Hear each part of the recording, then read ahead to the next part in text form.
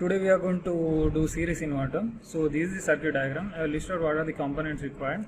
Okay, so first we require a power supply, that is 30 volt power supply. So right now for this experiment you do not require 30 volt, so you can manage it with 15 volt. So give the input supply as 15 volt, and we require two different capacitors, that is C1 as well as C2, and then we require two thyristor, that is SCRs, T1 as well as T2, and we require two inductors, that is L1 as well as L2, and we have a load, that is a rheostat, which is 100 ohm, 2 amp. Basically this is an kit experiment. You can see there is a series inverter kit over there. So this particular circuit requires a 15 volt supply. So I already set my power supply to 15 volt. So this positive of the supply goes to plus here, and negative of the supply goes to minus here, and in between you have a switch as well as fuse in order to protect your circuit. So if there is a short circuit, this fuse will go off.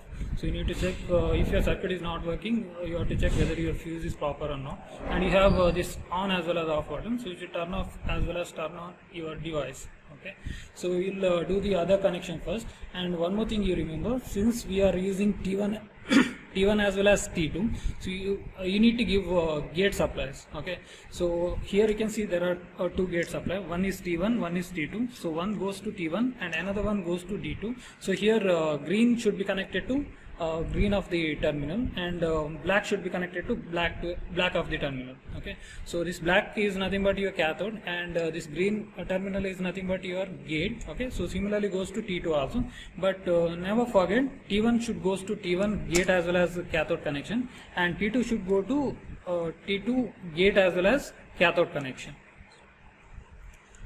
And here the positive of the supply should go to C1, that is capacitor C1. So here you can see you have two different set of capacitor. You have C1 as well as C2, and C1 dash as well as C2 dash. You better use C1 as well as C2. Since your circuit requires two capacitor, we will use C1 as well as C2, any one combination. Okay, so first positive of the supply will goes to C1.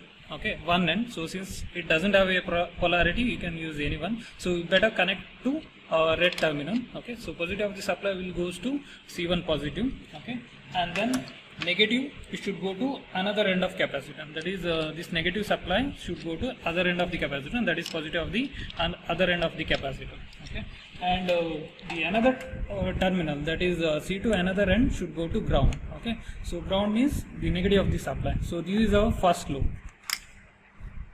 Okay, so we'll connect one more loop which goes through our thyristor as well as inductor. Okay, so positive of the supply again we'll take. Okay, so this positive of the supply will go to one end of our thyristor, that is T1. Okay, and then another end of thyristor should be connected to inductor. So here you can see there are four inductors connected in series. Okay, so since we require only two inductor, what we can do is we can use the green one as well as the red one as one inductor. Okay, and another set, that is green as well as another red one as another inductor. Okay, so other end of the T1, that is SCR, should go to one end of the inductor, that is this red terminal. Okay. And after that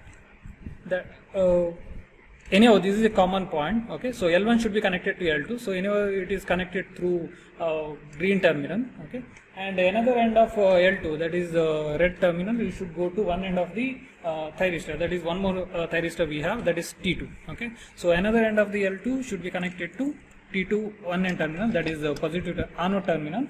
Okay. And at the end, whatever the negative terminal or cathode terminal of thyristor is there, that should be connected to ground. Okay, so that means the negative of the power supply you can connect.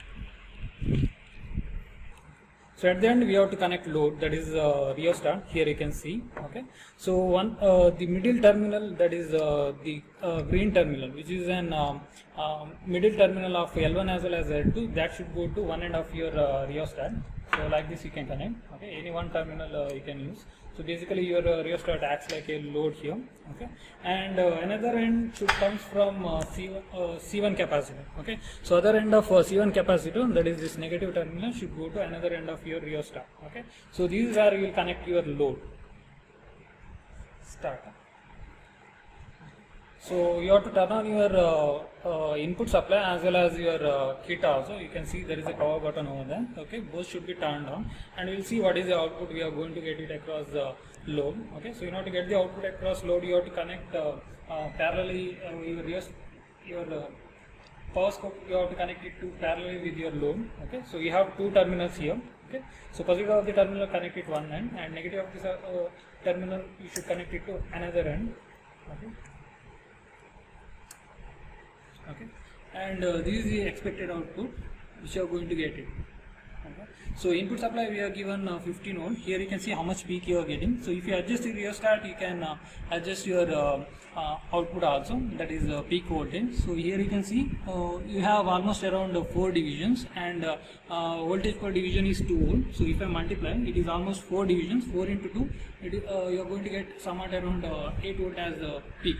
Okay, so positively you are going to get 8 volt peak, and negatively you are going to get 8 volt peak if you are giving 15 volt supply. Okay, so if you increase the input voltage, so it will keep on changing. So adjust your rheostat as well as input supply, so that you will get variable we can see there is a difference in peak of your output.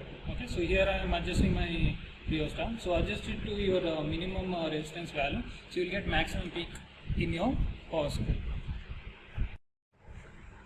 So you have to note down waveforms, two different waveforms. One is for low frequency as well as higher frequency. Okay. So here you can see there is a knob which will control your frequency. So what you have to do is you have to turn your knob to maximum as well as minimum. Okay. So whenever you turn your knob, the frequency is going to change in your power scope that you can see here. Okay. So frequency can vary. Okay. So you have to note down two different waveforms. One is for lower frequency. This is going to be for lower frequency, and then okay, and then you have to note down waveforms for higher frequency. Just increase the frequency by using knob and note down both the waveforms. So anyway, your peak is not going to change. Okay, the shape remains the same, only frequency is going to change. So both waveforms you have to note it down on your observation, and you have to write it for your record.